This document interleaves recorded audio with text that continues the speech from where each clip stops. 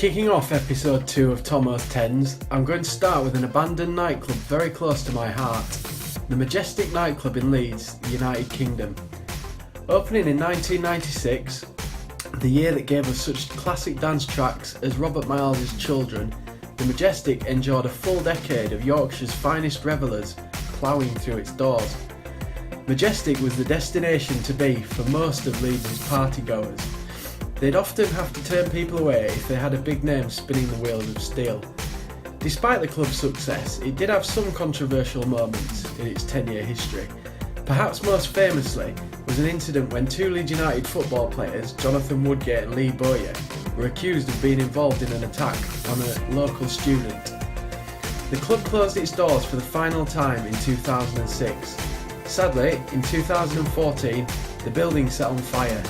There are plans to repurpose the building, but it still remains derelict and burnt today.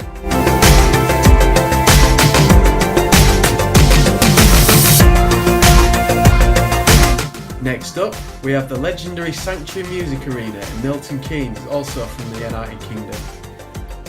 Opening in 1991 with the Mighty Dreamscape event, the arena hosted many huge raves and club nights. Helter Skelter, Slamming Vinyl, Hardcore Heaven, Cream and God's Kitchen to name a few. This place was the place to go for an all-night calorie-burning sweat fest to the sounds of happy hardcore, drum and bass and hard trance. The venue was also used to put on live music events with several 90s bands filling the arena to capacity. Sadly in 2004, Slamming Vinyl put on the final ever rave at the Sanctuary. It was later demolished to make way for an IKEA. Rumour has it the whistle crew can still be heard when browsing the aisles of flat-packed marvellousness.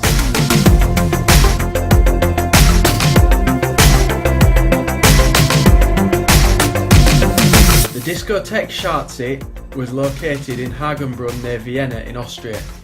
Unfortunately, the Diskothek Schatzi burnt down in April 2010 whilst the club was closed. Nobody was injured. The photos taken inside the club after the fire are now legendary. Looking like an apocalyptic nightmare, the Diskothek Schatzi is now seemingly a work of art. It has finally been demolished in 2015, but we are left with the wonderful disco inferno that the pictures have captured.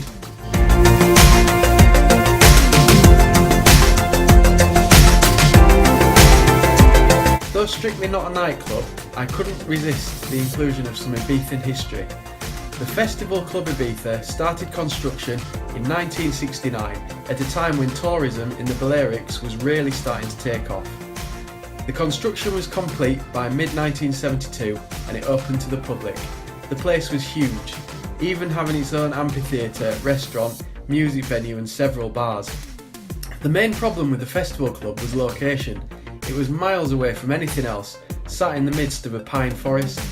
It closed in 1974, having racked up massive losses. The remains are still there today.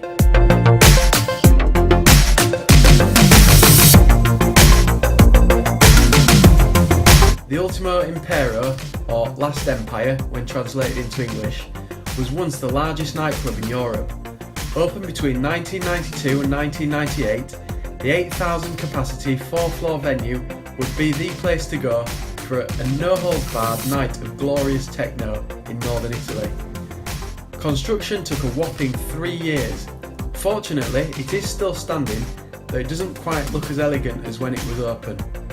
Hosting legendary Italian DJs Gigi D'Agostino, Mauro Picotto and Ricky Leroy, this place was a platform for talented DJs who eventually went global after the club closed its doors.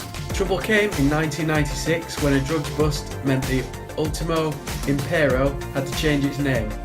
There was no recovering from this. The club closed permanently in 1998.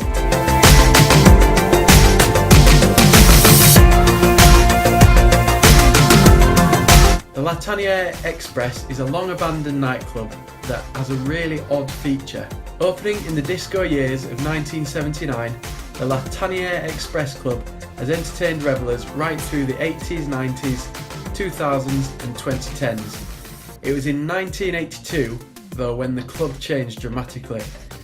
Michel-André Barrett purchased an Air France Caravelle with just 40,000 miles on the clock. The airline wanted rid of it as it was thirsty for kerosene.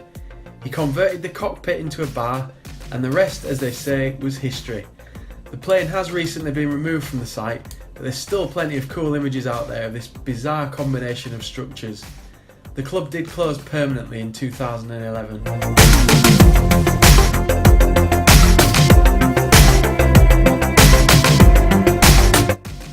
Turnmills, once home to legendary nights such as the Gallery and Trade. Originally opened in 1985 as a bar and restaurant, Turnmills eventually evolved into a nightclub. Turnmills was the very first club to obtain a 24-hour licence in the United Kingdom. This led to the huge explosion of all-night club nights all over the UK. Trade being the first of its kind, starting at 4 AM on a Sunday morning. The Gallery resident Judge Jules was once said to be unable to budge, but this was proven to be false when Turnmills closed for the last time in March 2008. English Heritage tried to save the building, but it was eventually flattened to make way for a new development.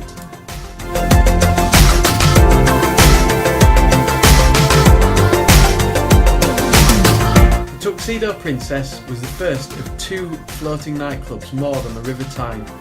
The Tuxedo Royale replaced the Tuxedo Princess when it was moved temporarily to Glasgow. The concept of a nightclub on a ship was a great idea when the Tuxedo Princess first opened in 1983. Sadly, as time and fashion moved on, the idea of a nightclub on a ship simply became something for hen and stag parties to do, resulting in the club becoming a haunt for binge drinking and antisocial behaviour. Towards the end of 2007, the Tuxedo Princess was sent to scrap via a quick stop in Greece where plans to repurpose the vessel collapsed. In June 2017, the Tuxedo Royale was damaged by fire, and finally in January 2018, the Tuxedo Royale has started to be demolished.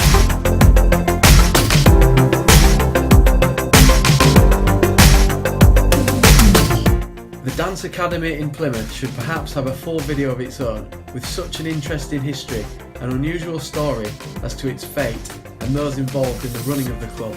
Opening in 1997, the Dance Academy in Plymouth was the south coast of England's finest hard dance venue. The club itself was a repurposed Victorian theatre. The owner of the Dance Academy alleged that the police, city council and developers had conspired against him to gain ownership of the building. In 2006, 140 police officers raided the venue and executed a closure order instigated by the City Council's Antisocial Behaviour Unit. The club was closed, the owner was jailed, as was one of the resident DJs and promoters. The club still has the same owner, but it is just abandoned and in a state of disrepair.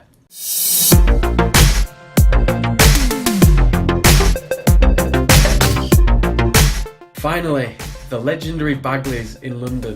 The year was 1990. The Criminal Justice Act meant huge outdoor raves were no longer legal in the UK. The music needed to play on. Where better to do this than in a huge warehouse in the centre of London? Bagley's warehouse was the solution to a very big political problem sweeping a nation of dance music loving ravers. Bagley's was London's biggest indoor rave venue for over 20 years until it finally closed in 2008. The buildings are currently being redeveloped. The memories of Bagley's are just immense. For anyone who had the chance to go there, just the sight of several thousand ravers having a good time is enough to send a tingle down your spine.